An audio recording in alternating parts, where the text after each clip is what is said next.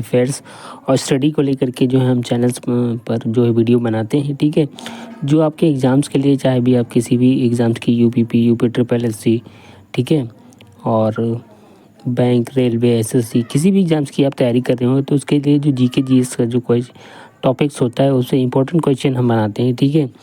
और जो लोग चैनल पर नए हैं तो प्लीज़ चैनल को सब्सक्राइब कर दें, बेल आइकन प्रेस कर दें, ताकि कोई वीडियो अपलोड करेंगे नोटिफिकेशन आपको मिल जाएगा, ठीक है। उम्मीद करते हैं आपको वीडियो पसंद आएगा, ठीक है। चलिए स्टार्ट करते हैं। देखिए जो पहला क्वेश्चन इसमें है कि भारत में सबसे पहले सोने के सिक्के जारी किए। भारत में सबसे पहले सोने के सिक्के, इसमें सॉरी मिसप्रिंट हो गया है। भारत में सबसे पहले सोने के सिक्के किसने जारी किए, ठीक है। हिंद यूनानी, शक, पल्लव या कुषाण, ठीक है। इसमें 4 ऑप्शन है, इसमें से एक ऑप्शन सही होगा। ऑब्जेक्टिव टाइप क्वेश्चन है इसमें, ठीक है।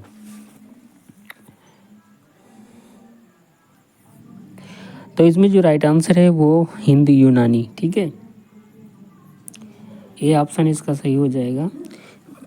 देखिए भारत के यवन राज्य जो थे, ठीक, हिंद यूनानी, उसके बाद शक आए, उसके बाद पल्लव आए, उसके बाद कुषाण आए, ठीक है। तो इस तरीके से जो है भारत पर जो है आक्रमण करने वाली ये विदेशी आक्रमणकारी थे, ठीक है, ठीक है। और इन्होंने ही जो है भारत में सबसे पहले सोने के सिक्के जारी किए, ठीक है। और भारत में गांधार कला इसका जो है अच्छा उदाहरण है, क्योंकि यूनान की प्राचीन कला जो है काफ़ी मशहूर है, ठीक है, जिसे हेलेनिस्टिक आर्ट भी कहते हैं। और भारत में इस गांधार कला का जो है उत्कृष्ट उदाहरण है, ठीक है। ये जो है प्राचीन कला जो चलाई गई है, तो गांधार कला जो है इसमें संबंधित है, वो संबंधित है आपकी जो है हिंद यूनानी से, ठीक है।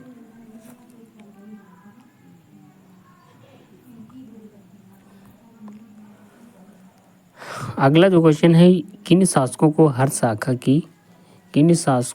हर शाखा की राजधानी भारत और पाकिस्तान में अलग अलग थी।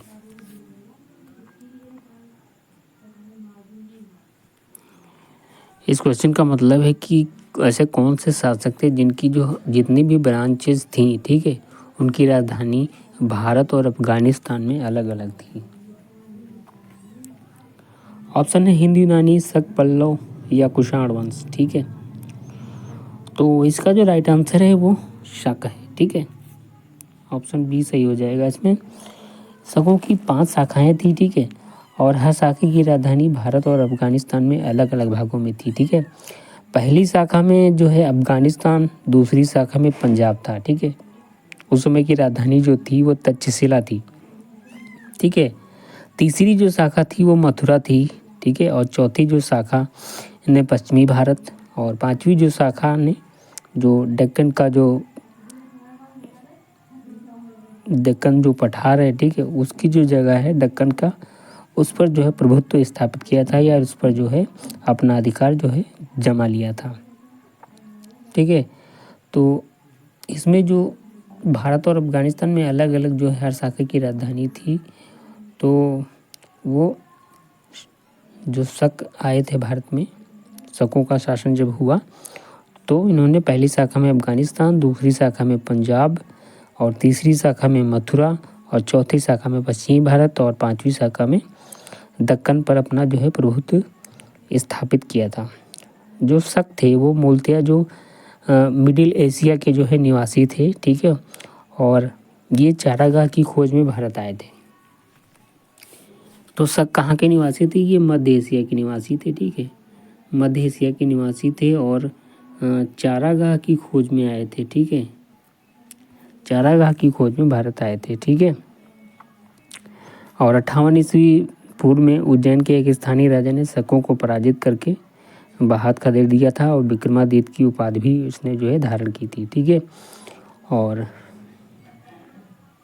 इसी विजय के उपलक्ष्य में जो है एक नया संवत, विक्रम संवत के नाम से जाना जाता है, उसका जो है आरंभ हुआ था, ठीक है।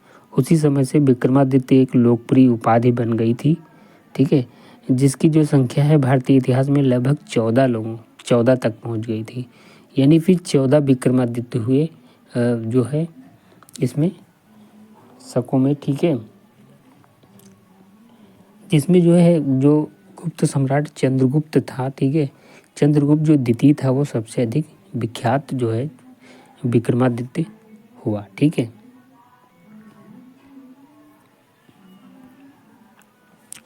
अगला जो क्वेश्चन है 58 ईस्वी पूर्व शकों पर विजय के उपलक्ष्य में एक नया संवत प्रारंभ हुआ जिसका नाम था, क्या नाम था? शक संवत, हिजरी संवत, विक्रम संवत या गुप्त संवत? तो इसका जो राइट आंसर है वो विक्रम संवत है। सी ऑप्शन इसका राइट हो जाएगा, ठीक है। अब देखिए शक संवत की बात करें, ठीक है, तो विक्रम संवत तो हमने बता दिया कि जो है उज्जैन के एक स्थानीय राजा ने जो है शकों को पराजित करके जो है बाहर खदेड़ दिया था और विक्रमादित्य की उपाधि प्राप्त की थी, ठीक है। और जो विक्रमादित्य जब शकों पर विजय प्राप्त हुई, यानी शकों को हरा दिया, तो 58 ईस्वी पूर्व में एक नया संवत जो है शुरू हो गया जिसका नाम था विक्रम संवत, ठीक है। और उसके बाद जो है विक्रम संवत की शुरुआत हुई। गुप्त संवत जो शुरुआत हुआ वो गुप्त काल में शुरुआत हुआ, ठीक है। चंद्रगुप्त द्वितीय के जो है शासनकाल में ये शुरुआत हुआ। और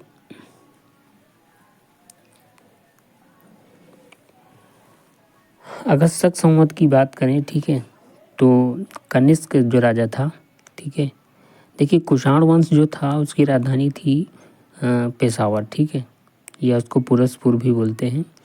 और कुषाणों की जो दूसरी राजधानी वो थी मथुरा, ठीक है। मेरी बात को ध्यान से सुनिएगा, जो कुषाण वंश था इसकी राजधानी पेशावर थी और जो यानी कि पहली जो राजधानी थी, और दूसरी जो राजधानी थी वो मथुरा थी। कनिष्क ने जो 78 ईसा पूर्व में क्या किया, ठीक है, 78 ईसा पूर्व में जब उसको गद्दी पर बैठा तो उसने एक संवत चलाया जो शक संवत कहलाया, ठीक है, जिसे भारत सरकार द्वारा प्रयोग में भी लाया जाता है, ठीक है। तो शक संवत किसने चलाया? कनिष्क ने, ठीक है। और विक्रम संवत जो चलाया गया था, ठीक है, तो जब शकों की हार हुई थी तो उस विजय के उपलक्ष्य में जो है नया विक्रम संवत जो है चलाया गया था। और ये हो विक्रमादित्य ने चूँकि इसको जो है शकों को हराया था, इसलिए इसका नाम जो है विक्रम संवत रखा गया, ठीक है। ये 58 ईस्वी पूर्व की बात है। और कनिष्क ने जो है 78 ईस्वी में जो है शक संवत की शुरुआत की थी। अगला जो क्वेश्चन है शकों का सबसे प्रतापी राजा रुद्रदमन प्रथम किस विषय का प्रेमी था? हिंदी, अरबी, फारसी, संस्कृत, ठीक है। तो इसका जो राइट आंसर हो जाएगा वो संस्कृत हो जाएगा। डी ऑप्शन राइट हो जाएगा। और रुद्रदमन जो प्रथम था वो संस्कृत का बड़ा प्रेमी था। उसने ही सबसे पहले विशुद्ध जो है संस्कृत भाषा में लंबा अभिलेख, गिरनार अभिलेख का आपने नाम सुना होगा, गिरनार जो अभिलेख था, ठीक है, उसने ही जारी किया था।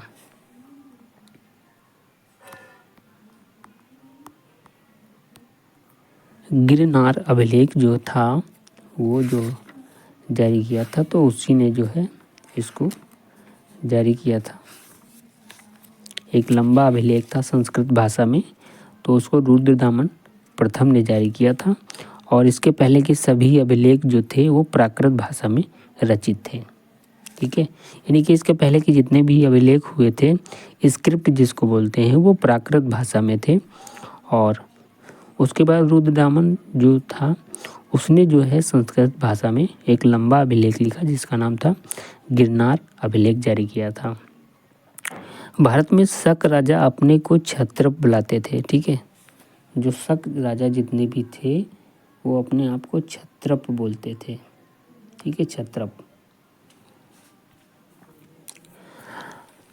अगला जो क्वेश्चन है चरक किसके दरबार में विख्यात राज्य वैद्य थे? ऑप्शन है कनिष्क, श्रीगुप्त, अशोक, वासुदेव।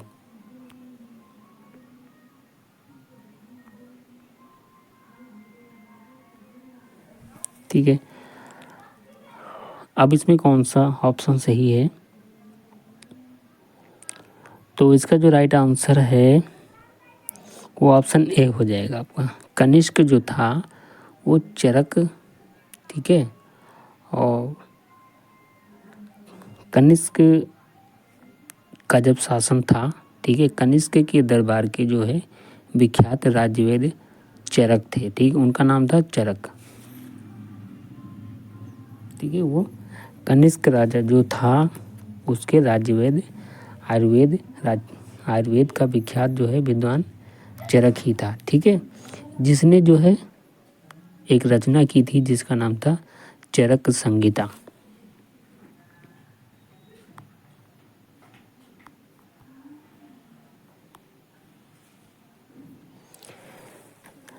चरक संहिता थी। और कनिष्क के देखिए, कनिष्क जो है बौद्ध धर्म को मानता था, ठीक है, ये भी चीज़ जो है ध्यान देने वाली है। कनिष्क जो है बौद्ध धर्म को मानता था, इसीलिए उसने जो है बौद्धों का रामायण बुद्ध चरित्र की रचना की थी। और जो कवि थे अश्वघोष ने जो है एक राजकवि थे, कनिष्क के राज दरबार में राजकवि थे, उन्होंने ही बौद्धों का रामायण बुद्ध चरित्र की रचना की थी, ठीक है। और कनिष्क की मृत्यु के बाद 102 ईस्वी में हो गई थी। उसके बाद कुषाण वंश का जो अंतिम शासक था वो वासुदेव था, ठीक है। गांधार शैली और मथुरा शैली का विकास भी कनिष्क के शासनकाल में हुआ था। गांधार शैली और मथुरा शैली,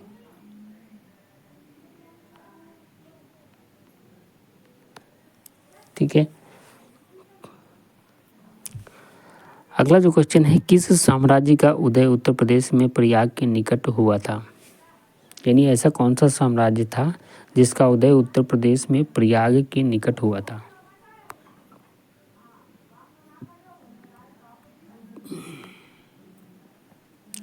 ऑप्शन है गुप्त साम्राज्य, मौर्य साम्राज्य, मगध साम्राज्य या कुषाण, ठीक है। तो इसका जो राइट आंसर है वो गुप्त साम्राज्य है, ठीक है। ऑप्शन ए सही हो जाएगा, गुप्त साम्राज्य, ठीक है। और गुप्त वंश का संस्थापक जो था वो श्रीगुप्त था,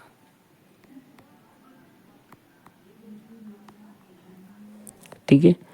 240 से 280 ईस्वी जो था इनका शासनकाल श्रीगुप्त का, 240 से 280 ईस्वी में, ठीक है। श्रीगुप्त का जो उत्तराधिकारी हुआ था वो घटोत्कच हुआ था।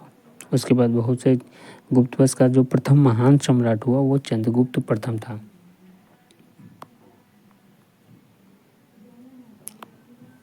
चंद्रगुप्त प्रथम जो था इसका जो है महान सम्राट चंद्रगुप्त प्रथम हुआ। उसके बाद जो है चंद्रगुप्त, जिसे जो है महाराजा धीराज की उपाधि भी दी गई थी, ठीक है। तो चंद्रगुप्त प्रथम जो था उसको महाराजा धीराज की उपाधि दी गई थी। ये भी क्वेश्चन जो है काफ़ी इंपॉर्टेंट है, क्योंकि इस तरीके से क्वेश्चन हम सोचते हैं कि इससे रिलेटेड सारी चीज़ें आपको बता दें ताकि कहीं से भी क्वेश्चन आ सकता है। और चैनल पर नहीं तो प्लीज़ चैनल को जो है सब्सक्राइब जरूर कर दें, ठीक है। तो उत्तर प्रदेश प्रयाग के निकट जो है गुप्त साम्राज्य का उदय हुआ था। और प्रयाग के निकट जो है उस समय का प्रयाग के निकट था। और जो आज का जो वो स्थान है उसका नाम है जिला कौशाम्बी, ठीक है। जो उत्तर प्रदेश का कौशाम्बी जिला है वहीं प्रयाग के निकट था। 3री शताब्दी की बात मैं कर रहा हूँ। और उसी समय जो है गुप्त साम्राज्य का उदय हुआ था, ठीक है। तो प्रयाग के निकट उस समय कौशाम्बी था। और कौशाम्बी जो है जो उत्तर प्रदेश का अब जिला बन गया है, तो वहाँ से गुप्त साम्राज्य का उदय हुआ था।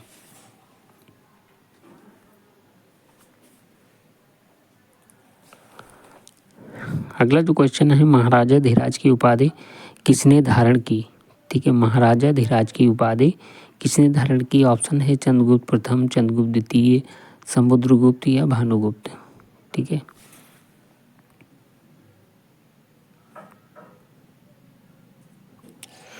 तो इसका जो राइट आंसर है वो चंद्रगुप्त प्रथम। और चंद्रगुप्त प्रथम ने क्या किया कि 320 ईस्वी में गद्दी पर बैठा था। 320 ईस्वी में गद्दी पर बैठा था और इसने क्या किया था, लिच्छवी राजकुमारी देवी से भी विवाह किया था।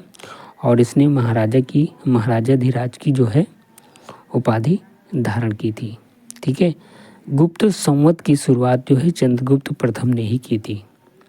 ठीक है, हमने अभी पिछले क्वेश्चन में संवत की बात किया था, तो गुप्त संवत की शुरुआत चंद्रगुप्त प्रथम ने ही किया था और चंद्रगुप्त प्रथम को ही महाराजा धीराज की उपाधि दी गई थी। ठीक है, जबकि गुप्त साम्राज्य का जो संस्थापक था वो श्रीगुप्त था।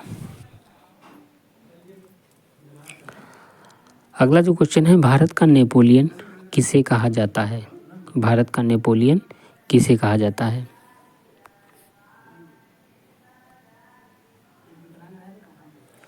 ऑप्शन है चंद्रगुप्त प्रथम, चंद्रगुप्त द्वितीय, समुद्रगुप्त या भानुगुप्त। तो इसका जो राइट आंसर है वो सी हो जाएगा, यानी कि समुद्रगुप्त को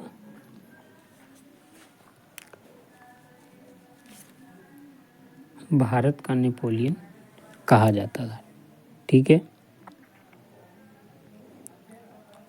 और इसमें एक चीज़ और बता दें कि समुद्रगुप्त का जो दरबारी कवि था उसका नाम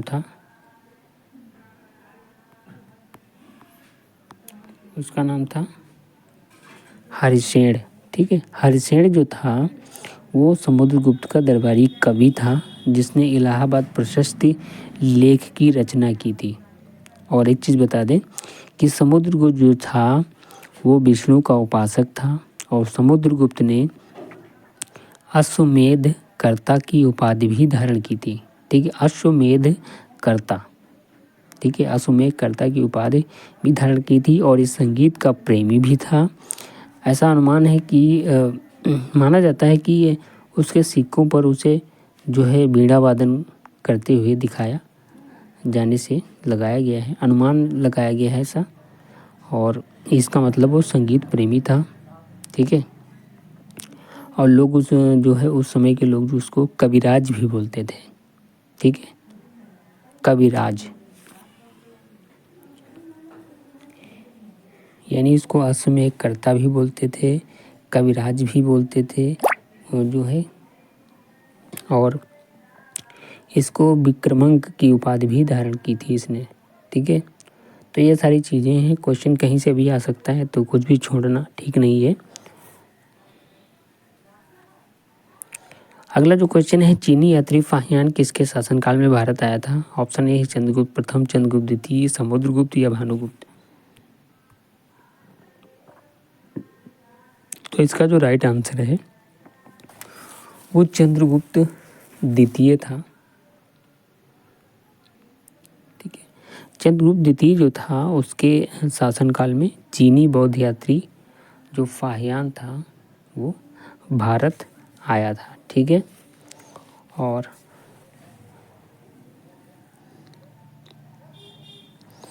वो यहाँ से जो है, ठीक है, यहाँ से बौद्ध की बहुत सारी जानकारियाँ समेट करके वापस चीन चला गया था।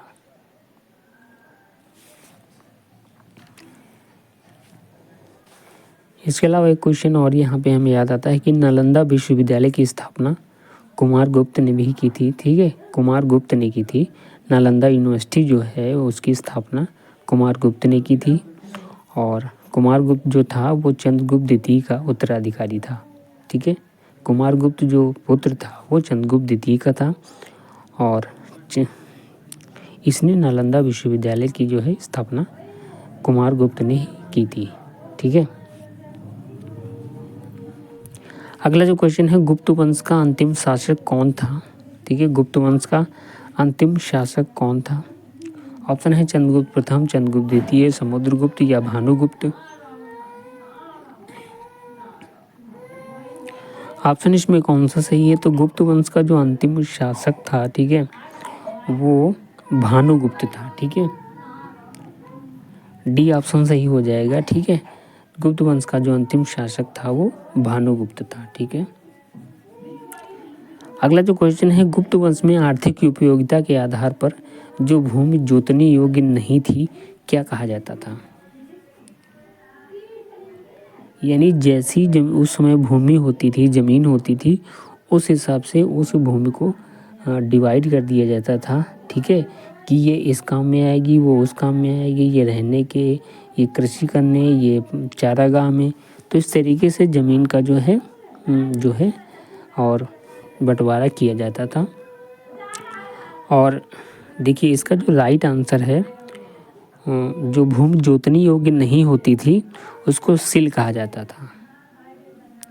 ठीक है, तो इसका ऑप्शन सही क्या हो गया, सी ऑप्शन हो गया। क्षेत्र जो था उसको जो है वो कृषि करने योग्य जो भूमि थी, कृषि करने, खेती जिस पे की जा सकती थी उसको क्षेत्र कहते थे। और वास्तु का मतलब जहाँ पे वास, जहाँ पे रहना होता था, सॉरी वास हो गया, वास नहीं वास, ठीक है, वास का मतलब होता है यहाँ पर रहने से। ठीक है, तो जहाँ पे लोग रहते थे उसको जो है वास्तु कहते थे।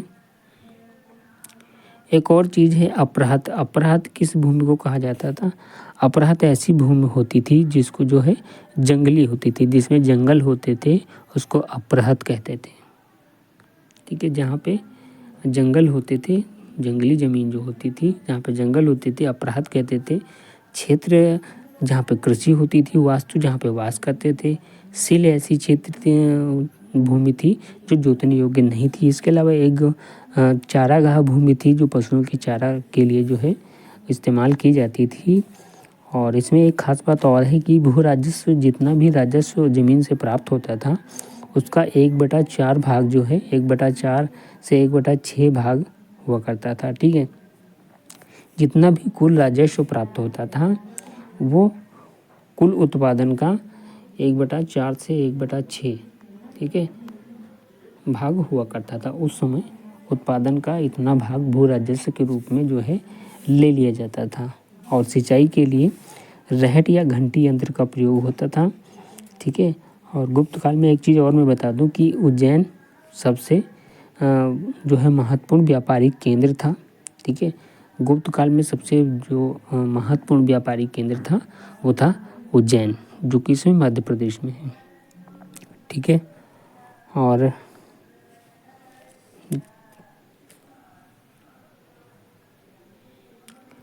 चलिए यहीं पे हमारी क्लास ख़त्म होती है। मिलते हैं नेक्स्ट वीडियो में नेक्स्ट अपडेट के साथ।